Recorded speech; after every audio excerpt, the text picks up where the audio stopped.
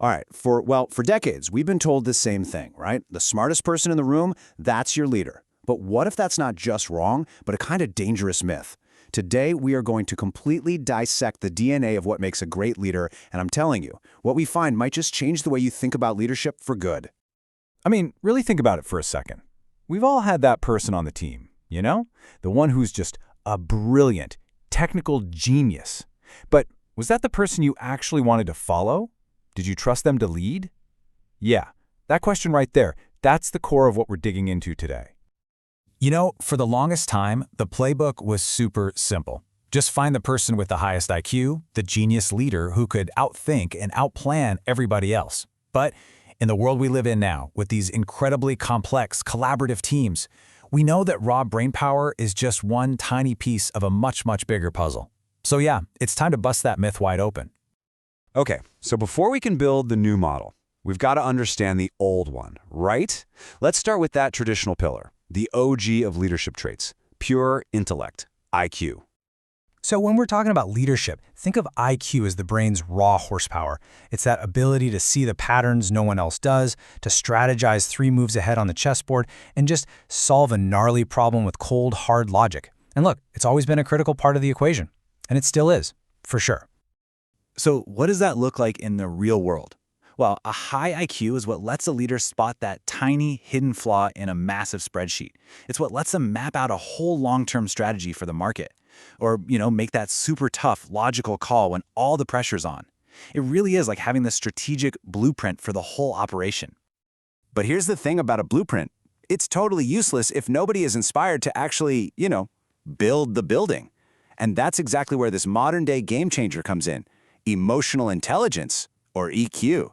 This is the evolutionary step that really defines the best leaders today. So if IQ is the blueprint, then EQ is the compass. It's what helps a leader navigate the most complex, most unpredictable terrain on the planet, human emotion. And let's be clear, this is not about just being nice. It's about being smart with feelings, your own, and just as importantly, your team's. And listen, this isn't some fluffy, feel-good idea. The results are real, they're tangible, and they are powerful. A high EQ is what creates authentic leadership. It builds that psychological safety that a team absolutely needs to feel comfortable taking risks and innovating. Honestly, it's the engine that drives real collaboration and real employee engagement. So if you had to boil EQ down to just one single thing, its absolute core, you'd land on empathy. The ability to genuinely put yourself in your team's shoes, to really understand their perspective, and to feel what they're feeling. That's not a soft skill anymore. In today's world, that's a straight-up superpower. All right, so we've got IQ, the calculating intellect, in one corner. And in the other, we have EQ, that perceptive human awareness. So what happens when these two powerful forces meet? Let's get into the showdown. Intellect meets emotion. Here's maybe the simplest way to think about it. IQ is all about the what. It's the logic, the data, the strategy. It manages the tasks and the systems. But EQ, that's about the who and the how. It focuses on the people, on empathy, on motivation. It leads and inspires. And at the end of the day, you can't just manage a task list. You have to lead the actual human beings doing the work. And getting this balance wrong, well, it can be disastrous. Let's take the leader with a high IQ but low EQ. They might be a brilliant strategist, hitting every single target, but they often leave behind a trail of burned-out, completely alienated people. Now flip that. The leader with high EQ but a low IQ. Everyone loves them. Morale is through the roof, but they might be steering the entire company straight towards an iceberg because they just can't grasp the complex strategic details. It's all about balance. It has to be. But what about those moments when the data isn't all there, or when the right emotional move just isn't clear? What do you do then? Well, that's when we bring in the final, and honestly, the most overlooked ingredient of all, that instinctive edge. I absolutely love this quote because it totally reframes what we think of as instinct. This isn't some magic, mystical gut feeling. Nope, it's your brain acting like a supercomputer, crunching literally years of experience, patterns, and observations so fast you're not even aware of it. It's wisdom in action, firing in real time.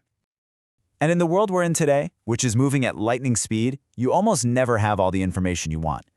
Great leaders tap into that instinct, that wisdom in action, to make the really tough calls. It's how they read a room during a tense negotiation, or sense a huge opportunity way before the data ever catches up.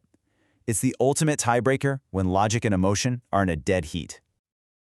So, as you can see, this isn't about choosing one skill over the others. Not at all. The truly great 21st century leader is a synthesis, a blend of all three. So let's bring it all together and build that complete picture. Here's how it all stacks up. First, you have IQ. That's your foundation. It gives you the solid logical structure you need. Then you layer on EQ. That's the connector, the thing that builds the bridges between you and your team. And finally, you have instinct. That's the enhancer. It's what gives you that critical edge to fly through uncertainty with real confidence. So the big takeaway here is that the great leadership debate, it's not IQ times EQ. It's never been about that. It's about integration. The most effective, the most authentic leaders out there today aren't one-dimensional. They're this powerful, dynamic blend of sharp intellect, deep emotional wisdom, and hard-won, battle-tested instinct. So I want to leave you with a question to think about. As you look at these three pillars, the foundation of IQ, the connector of EQ, and the enhancer of instinct, which one is your natural strength? And maybe more importantly, which leadership muscle do you need to start building next?